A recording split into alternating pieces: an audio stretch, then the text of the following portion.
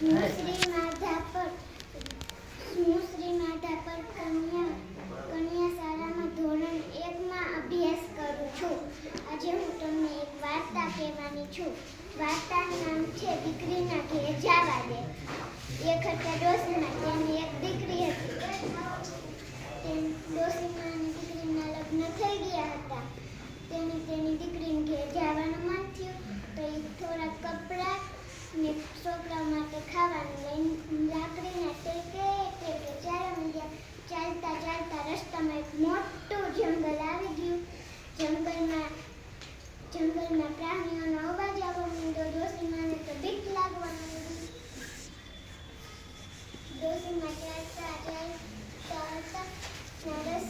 સામે એક વાઘ આવ્યો. વાઘ કે હા એ ડોશી ક્યાં જાય? ડોશીમા કે દીકરીના ઘેર. તો વાઘ કે હા એ ડોશી હું તને ખાઈ જાઉં. તો ડોશીમા કે દીકરીના ઘેર જાવા દે, તાજી માજી થાવા દે, પછી મને ખાજે. વાઘ કે હા હા કાંઈ વાંધો નહીં, તું તાર દીકરીના ઘેર જા પણ પાછી ભૂલી ન જા, આજ રસ્તેથી નાવજે. ડોશીમા વળી લાકડીના ટેકે ચાલતા ચાલતા રસ્તામાં વરુ આવ્યું સામે.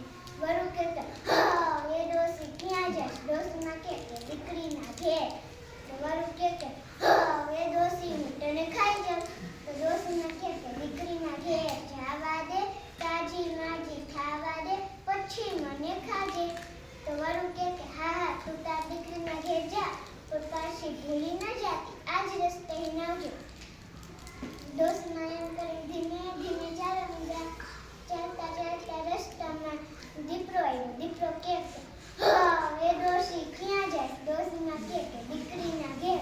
તો દીપડો કે હા એ ડોશી હું તને ખાઈ જાઉં. તો ડોશીમા કે દીકરીના ઘેર જાવા દે, તાજી માજી થાવા દે, પછી મને ખાજે. દીપડો કે હા હા તું તાર દીકરીના ઘેર જા પણ પાછી આજ રસ્તે નવજે. ડોશીમા ધીમે ધીમે લાકડી ચાલવા માંડે. થોડું ક્યારેક તેની દીકરીનું ઘર આવી ગયું. દીકરી તો તેના બાને જોઈને બહુ ખુશ થઈ ગઈ. રોજ ડોશીમાને નવું નવું બનાવી દે તોય ડોશીમા તો ચિંતા જ કરે. તો એક દિવસ દીકરીએ પૂછ્યું કે બા તમે શેની ચિંતા કરો છો? તો ડોશીમાએ જંગલની બધી વાત કરી તેને કીધું. તો દીકરી કે એમાં ચિંતા શું કરો? આપણી પાસે એક ભંભોટિયું છે ને, તેમાં તમને બેહારી તેને ધક્કો મારીશ ને એટલે તમે તમારા ઘરે પહોંચી જઈશો. તો દીકરી એને જવાનો સમય થયો.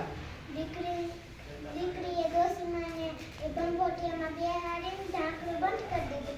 પછી ભંભોટિયાને ધક્કો માર્યો તો ભંભોટિયું તો ડરતું ભાગ્યું ચાલવા માંડ્યું. રસ્તામાં આવ્યો દીપડો. દીપડો કે એ ભંભોટિયા તે કે ડોશીને જોઈ છે?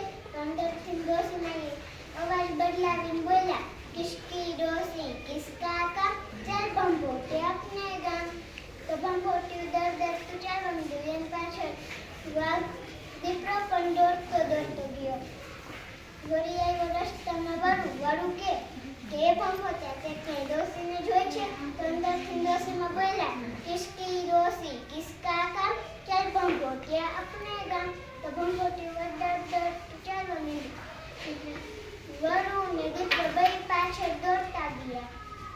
રસ્તામાં આવ્યો છે વાઘ કે હા એ ભંભોટિયા તે કે ડોશીને જોઈ છે? તો અંદરથી ડોશીમાં બોલ્યા કિસકી ડોશી કિસકા કામ, ચાલ ભંભોટિયા આપને ગામ. ભંભોટિયું ડરતું ચાલવા માંડ્યું. તો ડોશીમાનું ઘર આવી ગયું. ઘરના આંગણામાં રાગ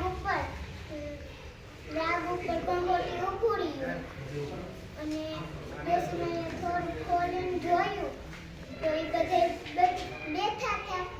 તો ડોશીમાએ હળવેકથી રાગની મુઠ્ઠી ભરી ઉડાડી તો બધાયની આંખમાં ઉડી. તો બધાય તો આંખો ચોરવા લઈ ગયા. ચોરતા ડોશીમાએ જોઈ પછી અંદર વહી ગયા. ઓલા બધે ત્યાં નહીં હોય. જંગલમાં વહી ગયા. આમ ડોશીમાની યુક્તિ કામ કરી ગઈ. આ વાર્તામાંથી એ શીખવા મળે છે કે મુસીબતમાં આપણે ગભરાવાનું